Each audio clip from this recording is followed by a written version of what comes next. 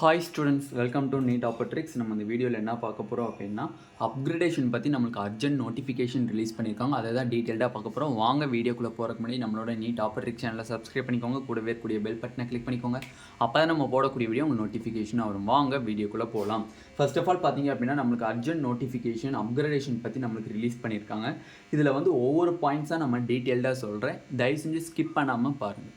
தமிழ்நாடு நடத்தக்கூடிய MBBS BDS கவுன்சிலிங்கான full guidelines up to காலேஜுக்குள்ளே போகிற வரை அண்ட் ரவுண்ட் டு கவுன்சிலிங்கான அப்டேட்ஸ் வேணும்னு நினச்சிங்க, கைட்லைன்ஸ் வேணும்னு நினச்சிங்கன்னா கீழே டிஸ்கிரிப்ஷன்ஸில் வாட்ஸ்அப் குரூப் லிங்க்களுக்கு அதை கிளிக் பண்ணி $299 பே பண்ணிங்க அப்படின்னா உங்களுக்கு ஃபுல் கைட்லைன்ஸ் கிடைக்கும். ஓகே, ஃபர்ஸ்ட் ஆஃப் ஆல் பார்த்தீங்க அப்படின்னா, இந்த அப்கிரேடேஷன் அர்ஜென்ட் நோட்டிஃபிகேஷனில் என்ன கொடுத்துருக்காங்க அப்படின்னா, ஃபர்ஸ்ட் பாயிண்ட் மொத்தம் 7 பாயிண்ட் கொடுத்து அதில் ஃபர்ஸ்ட் பாயிண்ட் பார்த்தீங்க அப்படின்னா, நீங்கள் ரவுண்டு 1ல் பார்ட்டிசிபேட் பண்ணுறீங்க. பட் நீங்கள் வந்து அப்கிரேடேஷன் பண்ணல. எங்கே அப்கிரேடேஷன் பண்ணல? ரவுண்டு 2க்கு நீங்கள் அப்கிரேடேஷன் பண்ணல. இப்போ நான் ரவுண்டு 3ல் அப்கிரேடேஷன் பண்ண முடியுமானேன்னா கண்டிப்பாக பண்ணலாம்.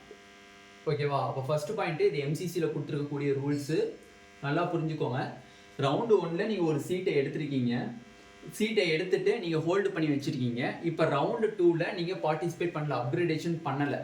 பண்ணாமல் ரவுண்டு 2ல் அப்கிரேடேஷன் பண்ணாமல் ரவுண்டு 3ல் டேரெக்டாக அப்கிரேடேஷன் பண்ணலாமான்னா கண்டிப்பாக பண்ணலாம். இது ஃபஸ்ட்டு ரூல்.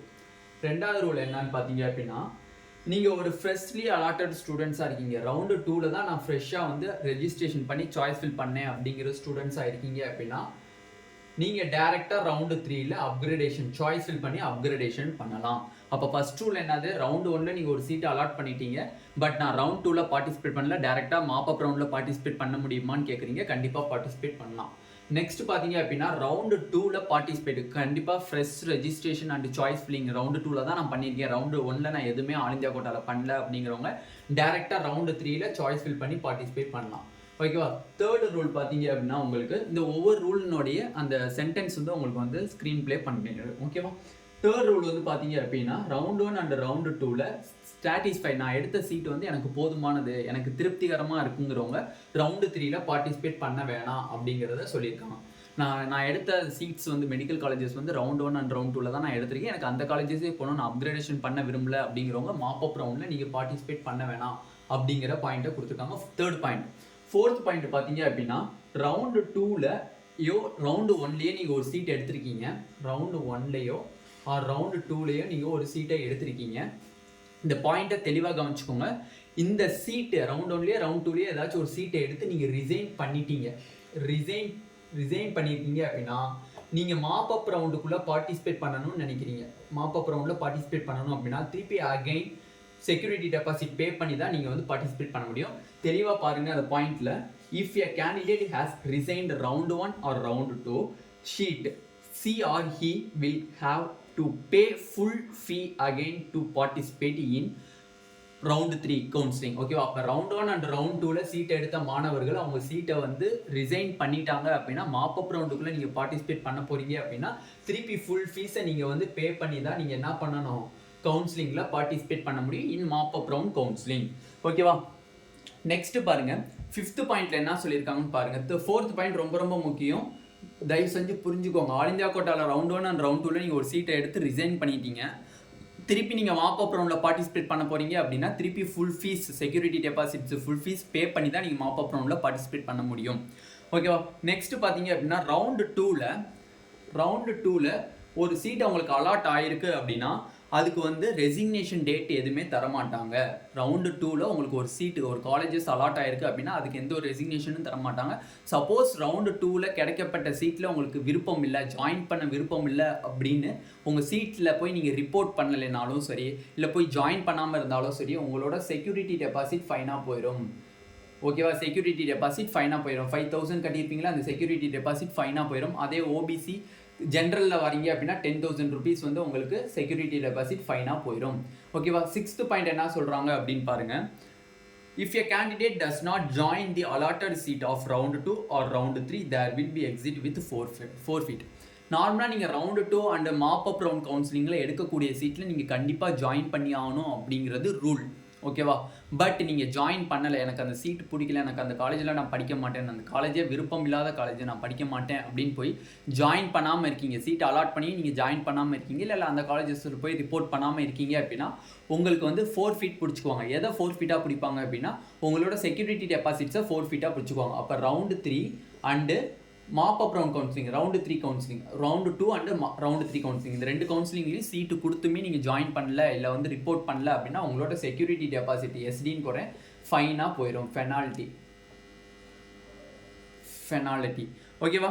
நெக்ஸ்ட் பார்த்தீங்க அப்படின்னா 7th பாயிண்ட் என்னன்னு பார்த்தீங்கன்னா 7th point, candidates who have exited with forfeit in round 3 will not be able to participate in stay vacancy round and further any rounds. Hence, exit with forfeit candidates of round 3 will be eliminated from counseling.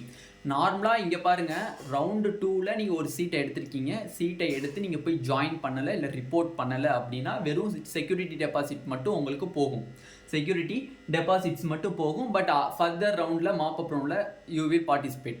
But நீங்கள் வந்து round 3லேயும் நீங்கள் போய் கொடுக்கப்பட்ட சீட்ஸை எனக்கு வேணான்னு சொல்லிட்டு report பண்ணாமல் join பண்ணாமல் இருந்தீங்க அப்படின்னா உங்களுக்கு ஃபெனாலிட்டி கட்டணும், செக்யூரிட்டி டெபாசிட்டை ஃபெனாலிட்டி கட்டணும்.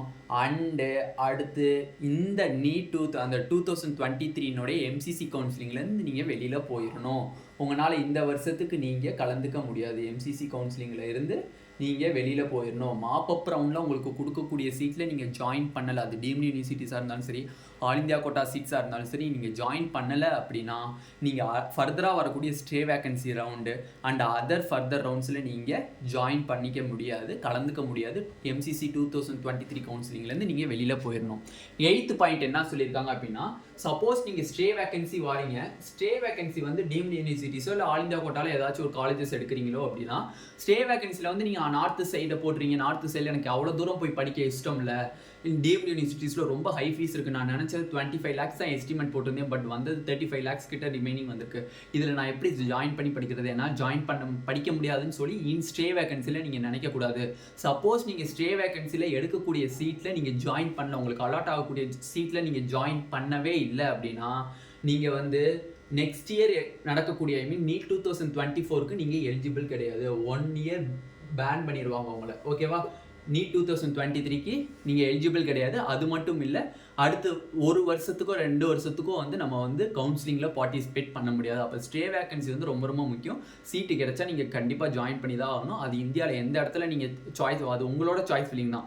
அதனால ஸ்டே வேக்கன்சியில் சாய்ஸ் ஃபில் பண்ணும்போது கொஞ்சம் பார்த்து தெளிவாக பண்ணுங்கள். மோஸ்ட்லி வந்து மாப்பப் ரவுண்ட் கவுன்சிலிங்லேயே நீங்கள் என்ன சாய்ஸ் ஃபில் பண்ணுவீங்களோ அதை தான் வந்து நம்மளுக்கு ஸ்டே வேக்கன்சியில் அக்செப்ட் பண்ணிக்குவாங்க. ஓகேவா. இதில் டீட்டெயில்டாக நம்மளுக்கு 8 பாயிண்ட்ஸ் உள்ள அப்கிரேடேஷன் அர்ஜென்ட் நோட்டிஃபிகேஷன் டீட்டெயில்டாக பார்த்தாச்சு. இந்த வீடியோ உங்களுக்கு பிடிச்சிருந்துச்சு அப்படின்னா நம்மளோட நீட் ஆப்பர்டெக் சேனலை சப்ஸ்கிரைப் பண்ணிக்கோங்க, கூடவே இருக்கக்கூடிய பெல் பட்டனை கிளிக் பண்ணிக்கோங்க. அப்போ நம்ம போடக்கூடிய வீடியோ உங்களுக்கு நோட்டிஃபிகேஷன் ஆகும். உங்கள் ஃப்ரெண்ட்ஸ் எல்லாத்துக்கும் ஷேர் பண்ணிக்கோங்க. இந்த வீடியோவில் உங்களுக்கு டவுட் இருக்குது அப்படின்னா கீழே கமெண்ட் பாக்ஸில் கமெண்ட் பண்ணுங்கள், கண்டிப்பாக நானும் உங்களுக்கு ரிப்ளை பண்ணுறேன். நெக்ஸ்ட் தமிழ்நாடு நடத்தக்கூடிய எம்பிபிஎஸ் பிடிஎஸ் கவுன்சிலிங்கான ஃபுல் கைட்லைன்ஸ் அப் டு காலேஜுக்குள்ளே போகிற வரையும் வேணும். ரவுண்ட் 2 கவுன்சிலிங்கான சாய்ஸ் ஃபில்லிங் கைட்லைன்ஸ் வேணும் அப்படின்னா கீழே டிஸ்கிரிப்ஷன் பாக்ஸில் வாட்ஸ்அப் குரூப் லிங்க் இருக்குது, அதை கிளிக் பண்ணி 299 rupees பே பண்ணிங்க அப்படின்னா உங்களுக்கு ஃபுல் கைட்லைன்ஸ் அப் டு காலேஜுக்குள்ளே போகிற வரையும் தெளிவாக தருவாங்க. Thank you students.